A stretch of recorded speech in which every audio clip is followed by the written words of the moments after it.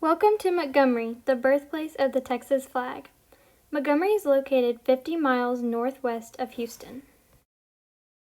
The town of Montgomery began when Stephen F. Austin signed a contract for 500 families to settle in Texas. In 1831, some of those families settled between the San Jacinto River and a stream called Lake Creek in present Montgomery County. In 1835, William W. Shepard purchased a tract of land and opened a store. 2 years later, Shepard founded the town of Montgomery at the site of his store. Today, Montgomery is known for its rich history. Many of the original buildings and houses still stand today. Let's drive around Montgomery and find some of those historical sites. Beginning on Main Street is the N.H. Davis Museum. The building was constructed by W.C. Clark in 1831 north of Main Street.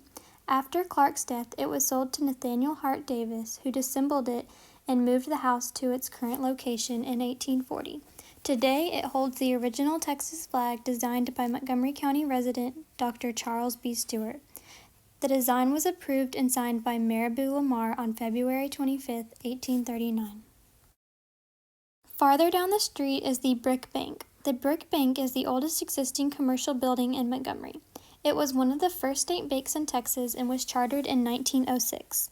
The bank was the only bank for the town and served small cotton farmers. Across the street is the Community Center. The Community Center sits on the land where the first county courthouse resided. The original Montgomery County Jail also resides on the land.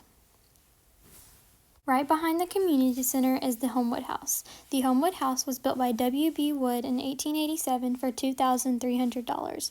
Wood's daughter, who was born in 1897, lived in the house until her death in 1999. She was 102 years old. You can see the house in the background of this picture taken in 1912. The Shelton Smith House may have been built as early as 1855. John E. Shelton built the house for his friend and business partner Thomas Wesley Smith. Smith was the leading cigar manufacturer in the county during that time. Next, I stopped at the Montgomery County Library where a memorial park is built. The park includes a veterans plaza, a children's wall, a pond, a large buffalo overlooking a waterfall, and a walkway that connects the park to Fernland Historical Park. Fernland Historical Park was built to preserve and display old historical houses and cabins. The first log cabin is called the Jardine Log House. The cabin was built by James Jardine, a migrant from Ireland, in 1826. He built the cabin on land he obtained from the Mexican government. The house was moved to Fernland in 1976. The next house is called the Frontier Colonial Home and is known to be the oldest house in Montgomery. It was built in 1845 by a settler from Connecticut, Dr. E. J. Arnold. The house was entered in the National Register of Historical Places in 1979. Fernland also features the Crane Cabin, the Hulan House, and a 1,000-year-old California redwood tree. My journey through Montgomery ends here, but I invite you to explore the other historical sites Montgomery has to offer. Thank you for going on this journey with me.